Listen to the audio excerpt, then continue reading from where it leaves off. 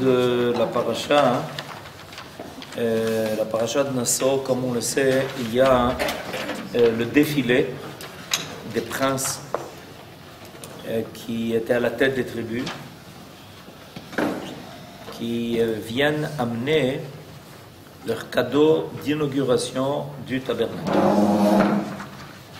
Et chacun a amené en fait exactement la même chose pour qu'il y ait égalité, donc fraternité. Le reste, je ne continue pas. Et finalement, la paracha, comme vous allez le voir demain, on a la paracha la plus longue demain. Préparez-vous. C'est la paracha la plus longue de la Torah. La paracha revient sur chaque offrande amenée par chaque prince qui était à la tête de chaque tribu. Ça s'est passé depuis le premier jour du mois de Nissan jusqu'au 12 du mois de Nissan, puisqu'il y avait 12 princes.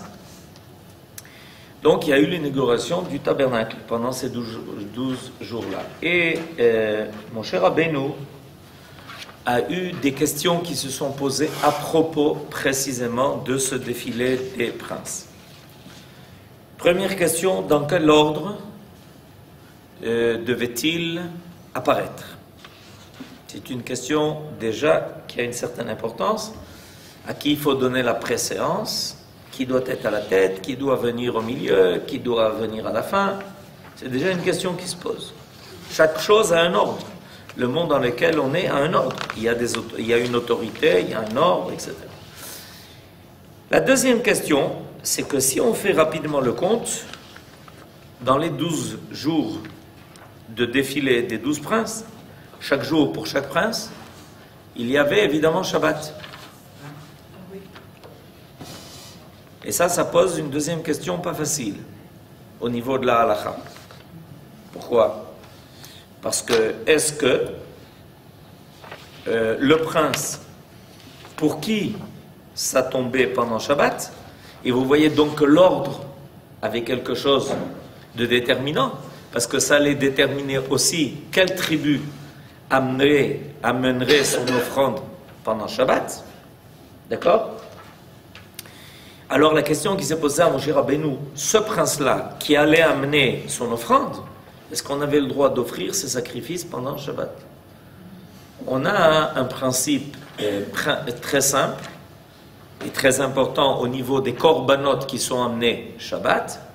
Ce principe dit que Shabbat, on n'offre pas un sacrifice qui est de l'individu.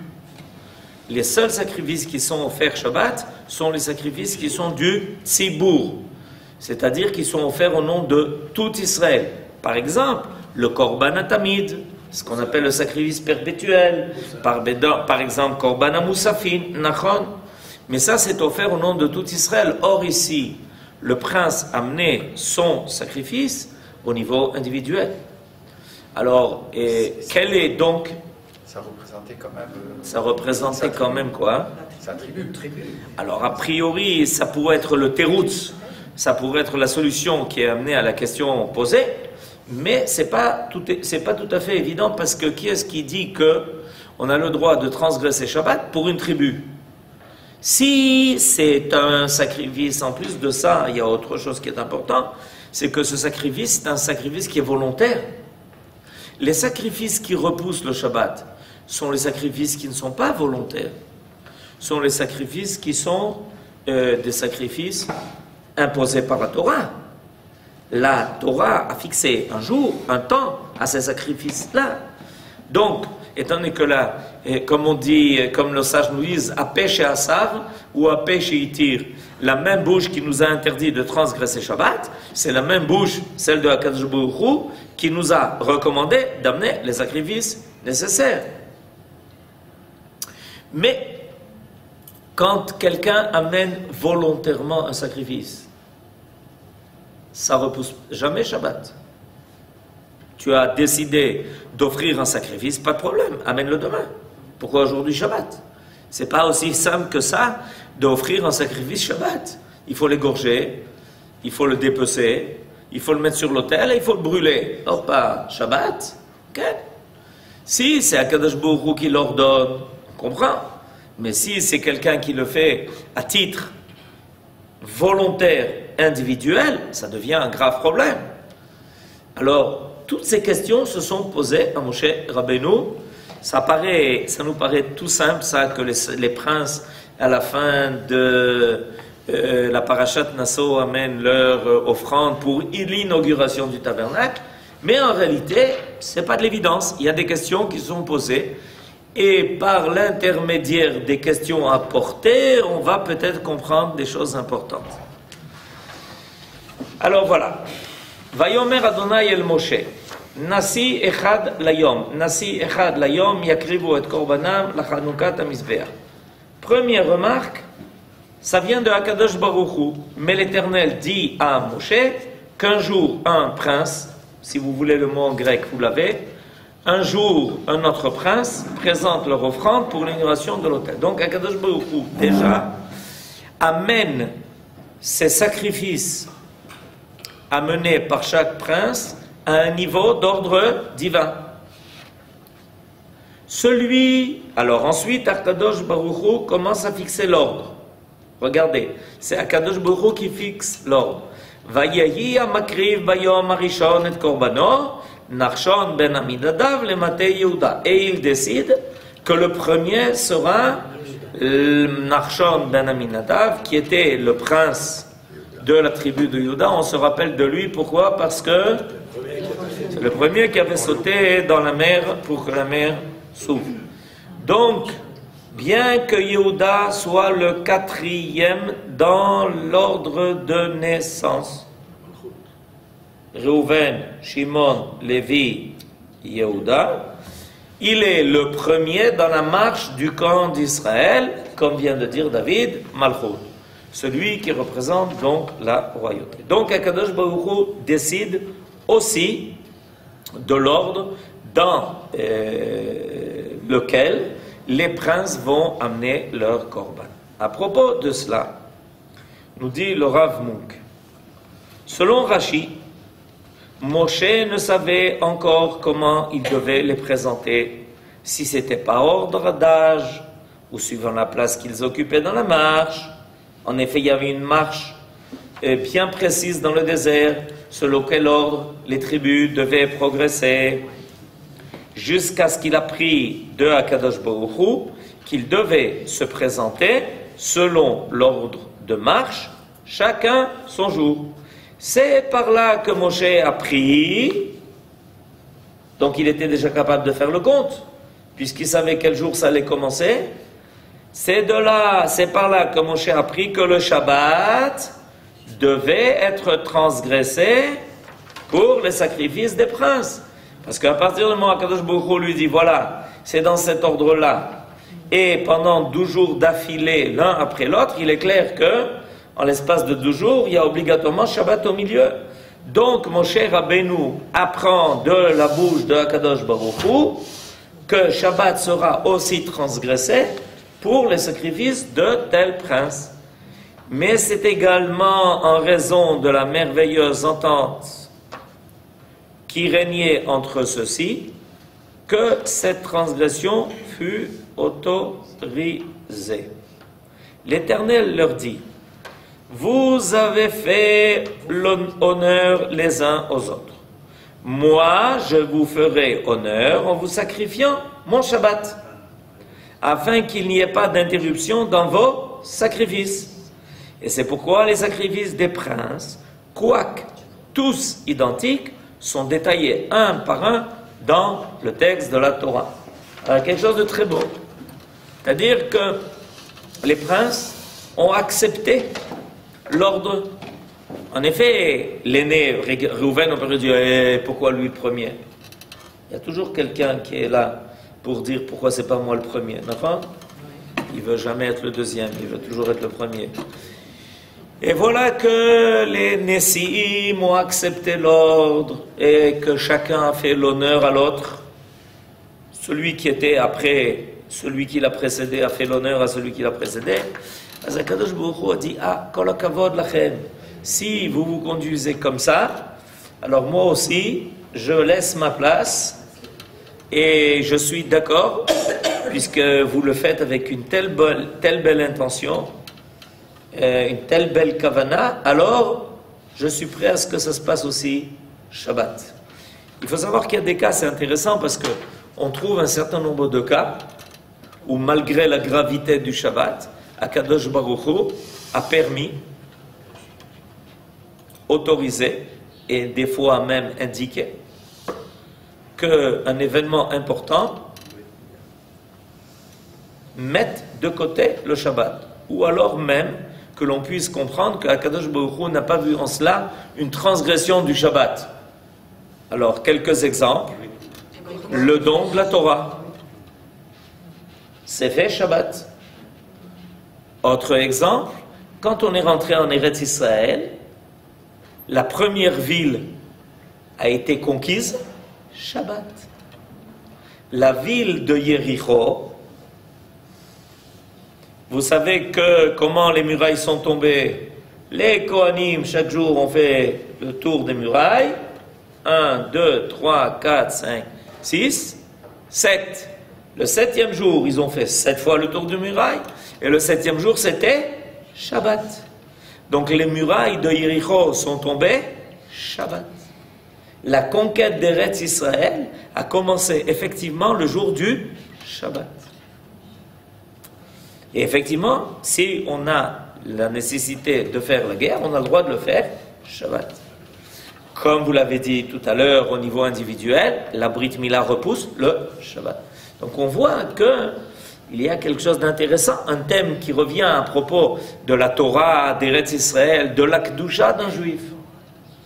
Ce sont des choses qui ne sont pas considérées comme étant transgressant le Shabbat, peut-être des choses qui font révéler une dimension de plus de ce qui est dans le Shabbat. Alors, qu'est-ce qu'ils amènent, ces Nessi'im? Alors, on l'a à partir du verset Yud Gimel. À partir du verset Yud Gimel 13, on a la liste de ce que chaque Nassi a amené. Et étant donné que c'est toujours la même offrande, donc si on la prend à propos de l'un, on saura aussi à propos de l'autre. וקורבנו קערת כסף אחת, 30 ו100 משקלה, מזרק אחד כסף, 70 שקל בשקל הקודש, שניהם מלאים סולת, בלולה בשמן למנחה, כף אחת הזהב, מלאה קטורת, פר אחד, בן בקר, רעיל אחד, כבש אחד, בן שנתו לעולה, שעיר עזים אחד לחטאת, ולזבח השלמים, בקר שניים, מלאים 5, תודים 5, כבשים בני שנה 5, זה קורבן נחשון בן עמינדב. Ils n'ont pas amené peu de choses entre nous. Si on fait la liste de tout ce qu'ils ont amené, regardez à partir du verset 13, vous avez la traduction. Si vous avez eu par hasard du mal en ivrite, vous avez la liste de tout ce qu'ils ont amené. Et nous, on va s'attarder sur le fait qu'ils ont amené, dans le verset 13, son offrande était une écuelle d'argent du poids de 130 cycles, c'est beaucoup, au poids du sanctuaire, tous deux remplis de fleurs de farine pétries à l'huile pour une oblation. Alors le Rav Mouk nous dit à propos de ça, tous deux remplis de fleurs de farine. Je suis entré dans mon jardin où ma sœur m'a fiancé, j'ai récolté ma myrte et mon baume, j'ai mangé de mes rayons de miel, j'ai bu mon vin et mon lait, mangez compagnons, buvez et enivrez-vous amis. Où ça se trouve? Et évidemment, Shira Shirim. Yavati le gano, le arugat abosem. Tous les vendredis soirs. C'est un verset de Shira Shirim. Les 3 jouissances décrites ci-dessus correspondent aux 3 infractions commises par les princes au cours de leur sacrifice et que Dieu accepta. Premièrement, non seulement Akadosh Baruch Hu a accepté que le Shabbat soit transgressé pour un des princes, mais il a accepté que dans les korbanot que les princes amenaient, il y ait 3 infractions aux règles habituelles des korbanot. Premièrement, une offrande d'encens. illégal en tant que sacrifice d'un particulier. En effet, il n'y a qu'un Kohen qui peut amener un korban à Ktoret, et la Ktoret vient toujours comme korban tzibur, c'est-à-dire toujours comme quelque chose qui vient au nom du peuple tout entier. Or voilà que chacun a amené Ktoret. Ça, première remarque. Deuxième remarque, une offrande d'expiation, expiatoire, illégale, si elle ne se rapporte pas à un péché, à une faute bien déterminée.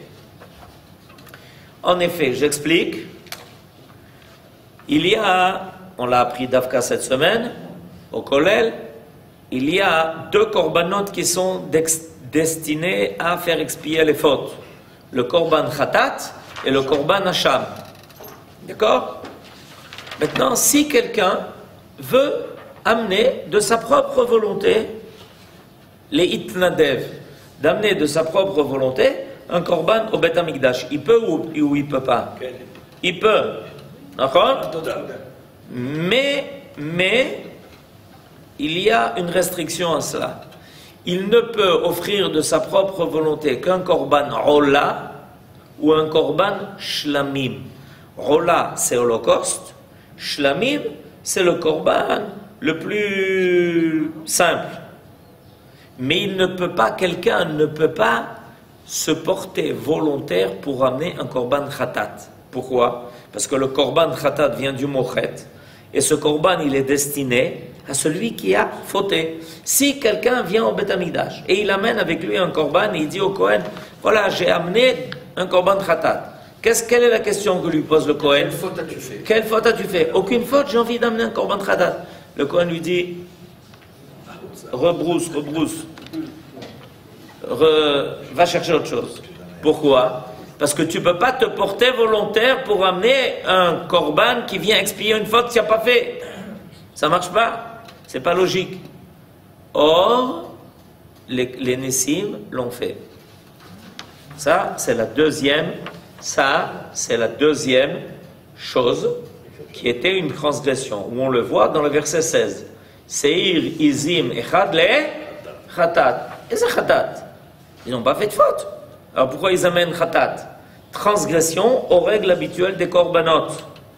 Ok? Et la troisième chose, une offrande présentée le jour du Shabbat, qui ne peut en temps normal être transgressée pour un particulier.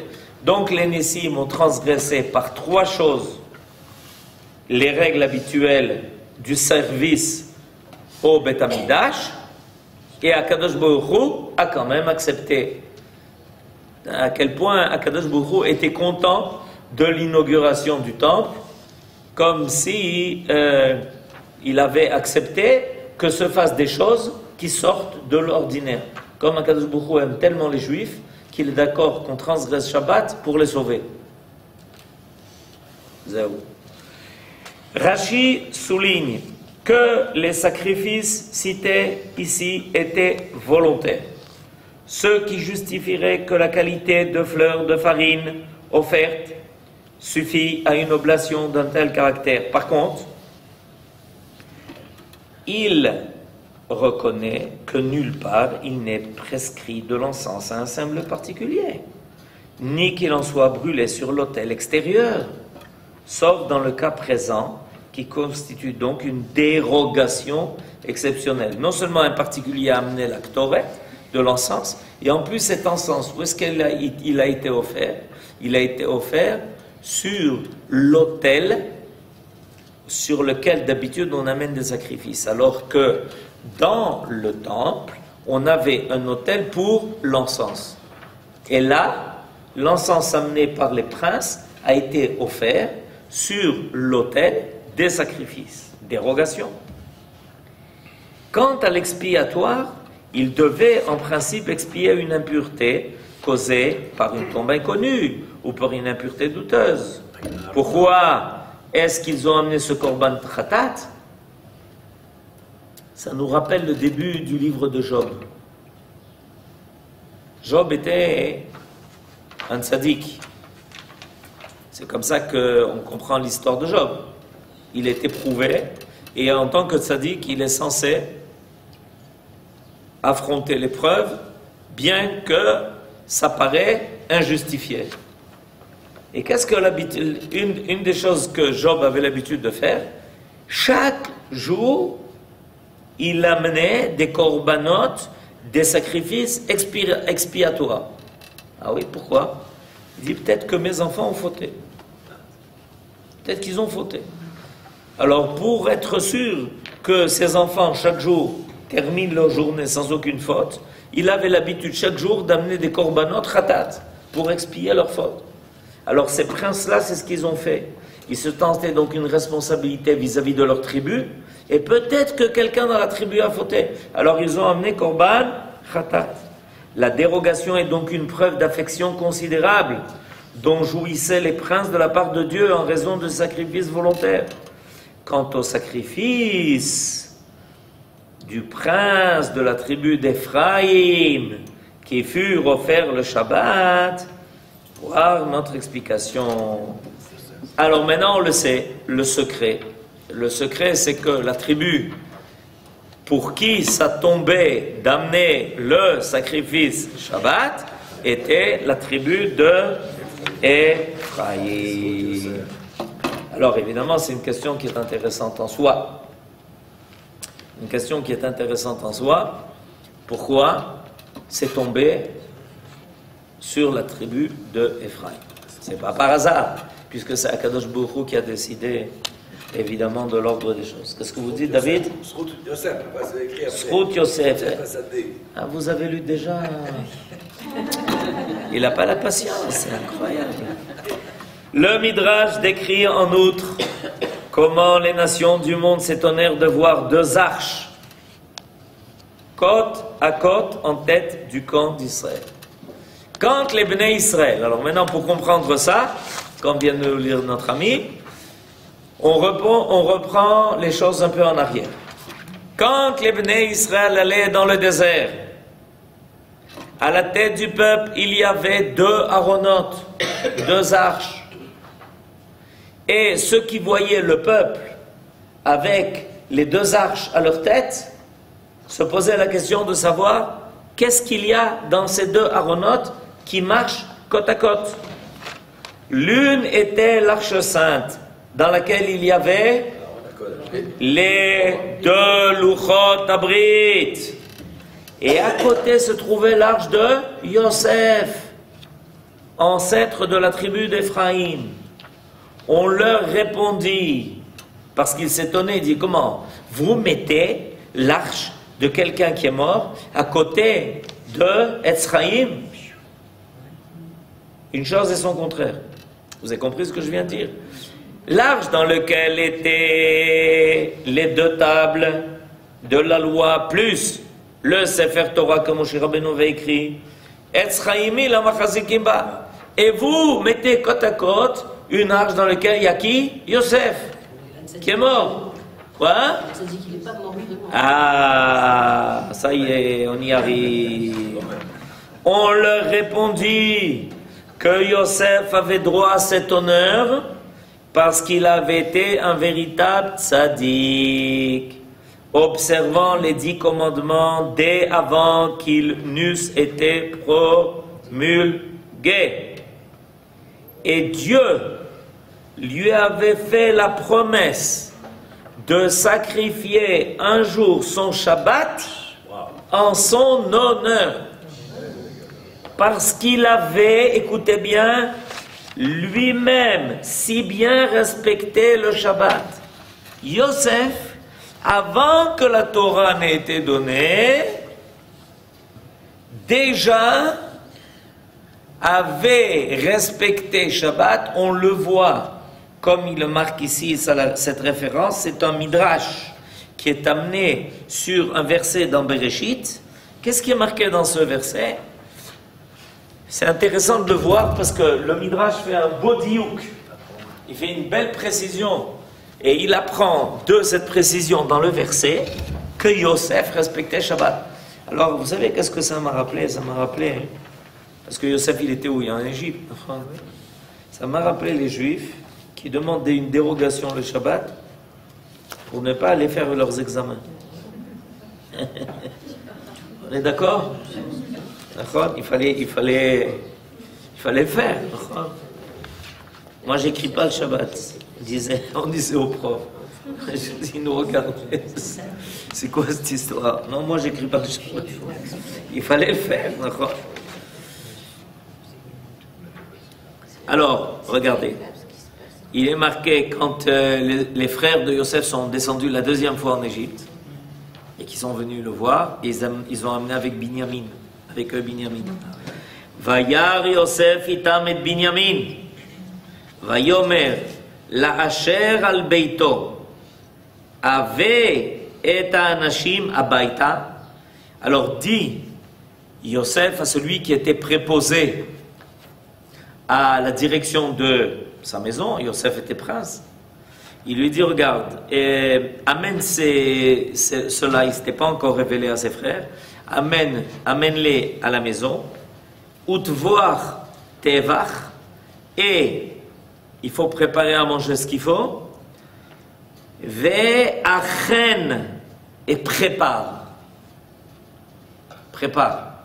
Il lui a dit déjà, il faut leur préparer à manger.